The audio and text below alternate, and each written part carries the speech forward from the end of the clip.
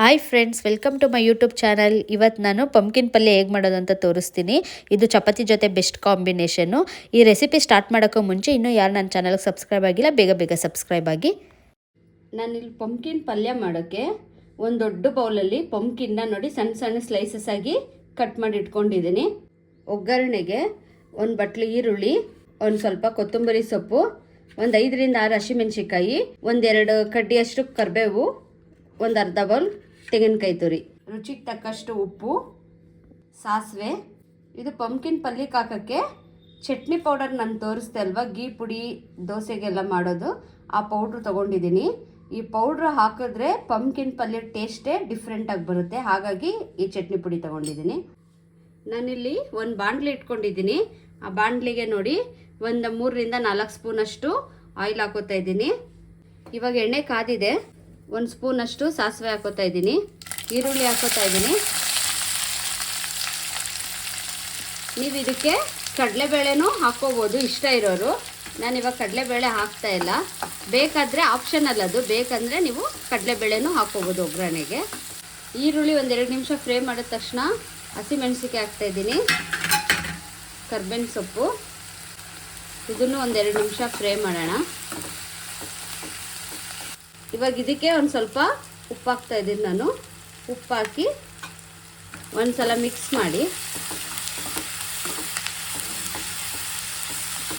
ಇವಾಗ ನೋಡಿ ಇದಕ್ಕೇ ನಾನಿವಾಗ ಪಂಪ್ಕಿನ್ ಹಾಕ್ತಾ ಇದ್ದೀನಿ. ಒಂದೇ ಸಲ ಹಾಕ್ಕೋಬೇಡಿ, ಸ್ವಲ್ಪ ಹಾಕಿ ಕೆಳಗಡೆಯಿಂದ ಮೇಲೆ ಒಂದು ಸಲ ಮಿಕ್ಸ್ ಮಾಡಿ. ಇವಾಗ ನೋಡಿ ಇನ್ನೊಂದು ಸ್ವಲ್ಪ ಪಂಪ್ಕಿನ್ ಇದೆಯಲ್ಲ, ಅದನ್ನು ನಾನು ಹಾಕ್ಕೋತಾ ಇದ್ದೀನಿ. ಹಾಕ್ಕೊಂಡು ಮತ್ತೊಂದು ಸಾರಿ ಮಿಕ್ಸ್ ಮಾಡಿ. ಇವಾಗ ನೋಡಿ ಮಿಕ್ಸ್ ಮಾಡಾದಮೇಲೆ ಮೀಡಿಯಮ್ ಫ್ಲೇಮಲ್ಲಿ ಒಂದು 5 ಮಿನಿಟ್ಸ್ ಕುಕ್ ಆಗೋಕ್ಕೆ ಬಿಡೋಣ. ಇವಾಗ ನೋಡಿ 5 ನಿಮಿಷ ಆಗಿದೆ. ಲೋ ಫ್ಲೇಮಲ್ಲೇ ನಾನು ಕುಕ್ ಮಾಡಿದೆ. ಇನ್ನೊಂದು ಸಲ ಮಿಕ್ಸ್ ಮಾಡಿ ಕೆಳಗಡೆಯಿಂದ ಮೇಲಿಂದ ಕೆಳಗಡೆ ಮಾಡಿ ಹೈ ಫ್ಲೇಮಲ್ಲೇ ಇಟ್ಟು ಇನ್ನೊಂದು 5 ನಿಮಿಷ ಇದನ್ನು ಕುಕ್ ಮಾಡೋಕ್ಕೆ ಬಿಡೋಣ. ಇವಾಗ ನೋಡಿ ನಾನು ಇದಕ್ಕೆ ಇನ್ನೊಂದು ಸ್ವಲ್ಪ ಸಾಲ್ಟ್ ಹಾಕ್ತಾ ಇದ್ದೀನಿ. ಇದಕ್ಕೇನೆ ನಾನಿಲ್ಲಿ ತೋರಿಸಿದ್ನಲ್ಲ ಈ ಪೌಡರ್ ಹಾಕ್ತಾ ಇದ್ದೀನಿ. ಪೌಡ್ರ್ ಹಾಕಿದ್ಮೇಲೆ ಒಂದು ಸಲ ಕ್ಲೀನಾಗಿ ಮಿಕ್ಸ್ ಮಾಡಿ. ಹೈ ಫ್ಲೇಮ್ ಇಟ್ಕೋಬೇಡಿ, ಲೋ ಫ್ಲೇಮಲ್ಲೇ ಒಂದು ಸಲ ಕ್ಲೀನಾಗಿ ಮಿಕ್ಸ್ ಮಾಡಿಬಿಟ್ಟು ಇದಕ್ಕೇನೆ ನಾನಿವಾಗ ಕಾಯಿ ತುರಿ ಹಾಕ್ತಾಯಿದ್ದೀನಿ, ಕೊತ್ತಂಬರಿ ಸೊಪ್ಪು ಇವಾಗಲೇ ಹಾಕ್ತಾಯಿದ್ದೀನಿ. ಇವಾಗ ನೋಡಿ ಎಲ್ಲ ಹಾಕಿದ್ಮೇಲೆ ಒಂದು ಸಲ ಕ್ಲೀನಾಗಿ ಮಿಕ್ಸ್ ಮಾಡಿ ಮತ್ತೆ ಲಿಡ್ ಕ್ಲೋಸ್ ಮಾಡಿ ಮತ್ತೆ ಇನ್ನೊಂದು 10 ಮಿನಿಟ್ಸ್ ಸಿಮ್ಮಲ್ಲೇ ಬಿಡಬೇಕು, ಹೈ ಫ್ಲೇಮ್ ಮಾಡಬೇಡಿ. ಇವಾಗ ನೋಡಿ ಕ್ಲೀನಾಗಿ ಮಿಕ್ಸ್ ಮಾಡ್ಕೊಂಡಿದ್ದೀನಿ.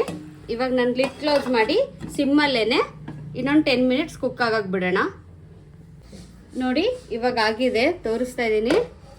ಪರ್ಫೆಕ್ಟಾಗಿ ಆಗಿದೆ ಇವಾಗ ಪಲ್ಯ. ನಾನೊಂದು ಸಲ ಮಿಕ್ಸ್ ಮಾಡಿದ್ರೆ ರೆಡಿ. ನಾನು ಇವಾಗ ಸರ್ವ್ ಮಾಡ್ತಾಯಿದ್ದೀನಿ.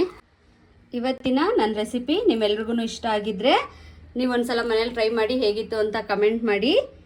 ಹಾಗೆಯೇ ಇನ್ನೂ ಯಾರು ನನ್ನ ಚಾನಲ್ಗೆ ಸಬ್ಸ್ಕ್ರೈಬ್ ಆಗಿಲ್ಲ, ಬೇಗ ಬೇಗ ಸಬ್ಸ್ಕ್ರೈಬ್ ಆಗಿ. ಆಲ್ರೆಡಿ ಸಬ್ಸ್ಕ್ರೈಬ್ ಆಗಿರೋರು ಬೆಲ್ ಐಕನ್ ಕ್ಲಿಕ್ ಮಾಡೋದು ಮರಿಬೇಡಿ ಫ್ರೆಂಡ್ಸ್. ಬಾಯ್.